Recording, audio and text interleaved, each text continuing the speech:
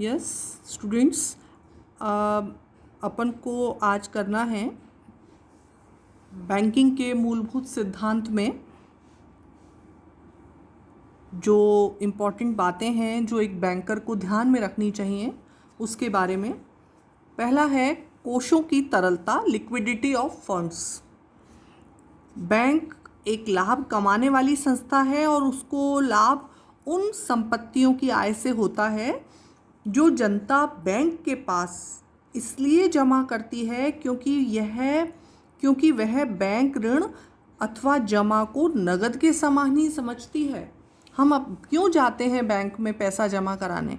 हम यही सोचते हैं कि कभी भी ज़रूरत पड़ी तो हमें वो पैसा मिल जाएगा, नगद ही है हमारे लिए, ठीक है।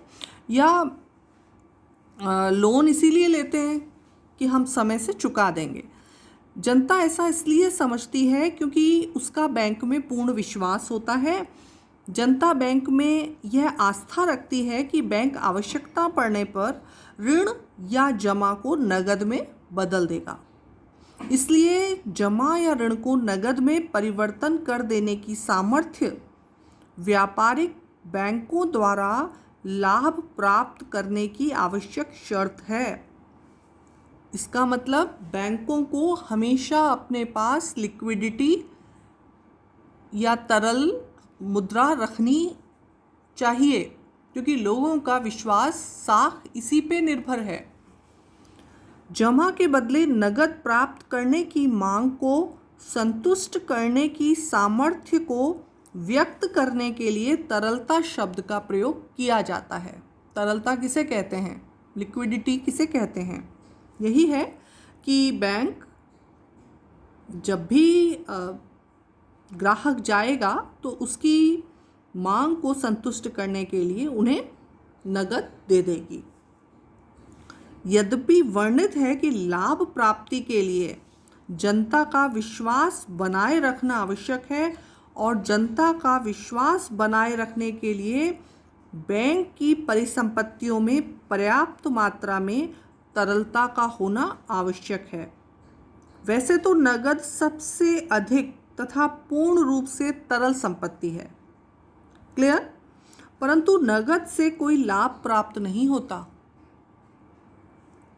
अतः बैंक को ऐसी संपत्तियों में विनियोजित करना होता है जो अपूर्ण तरल हो।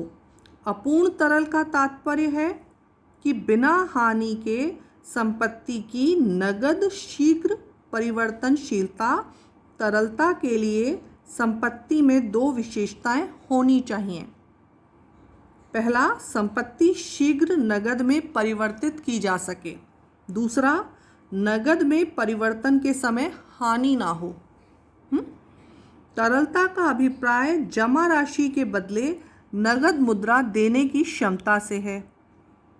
तरलता की दृष्टि से निम्नलिखित बातें आवश्यक हैं। क्या? पहला, बैंक को सर्वाधिक तरल साधन नगद कोष बैंक के सर्वाधिक तरल साधन नगद कोष हैं जो उसके पास पैसा है लॉकर में, परंतु नगद कोष एक निष्क्रिय साधन होने के कारण कोई भी बैंक इस निश्चित मात्रा से अधिक अपने पास नहीं रख सकता। कितनी कैश रखोगे, उससे कोई फ़ायदा तो होगा नहीं। साधारणतः अपनी कुल जमा राशियों का कुछ भाग बैंक को अपने पास नकदी के रूप में अवश्य रखना चाहिए। आप थर्ड ईयर में जब आपने मनी बैंकिंग पब्लिक फाइनेंस पढ़ा था तो उसमें आपने साख सृजन पढ़ा था, बैंकों का क्रेडिट क्रिएशन।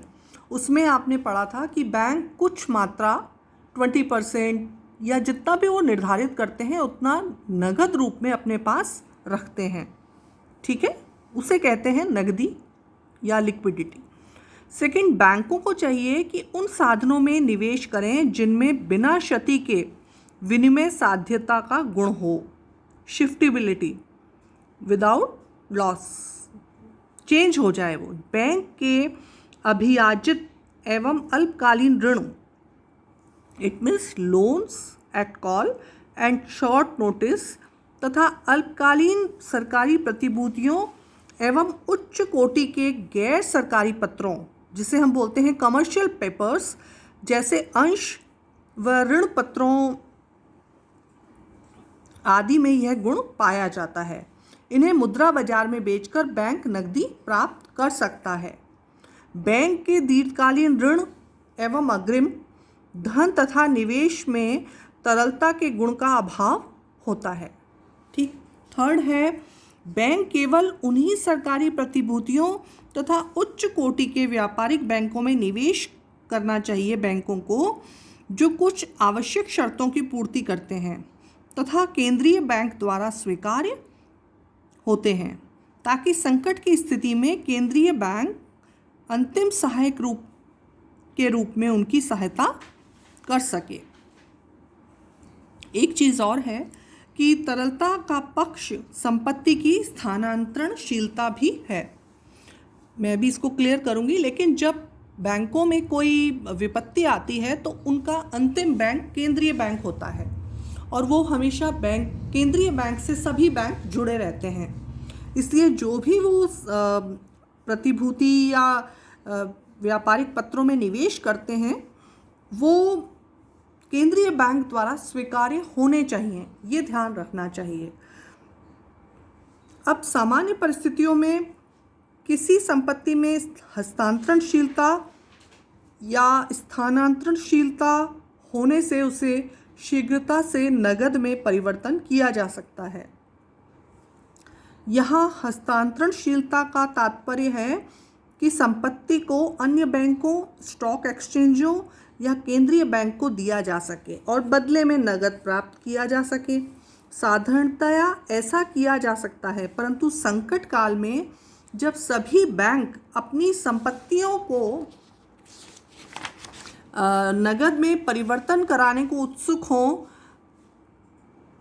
तो संपत्ति को अन्य बैंकों को बेचना तो संभव नहीं होगा।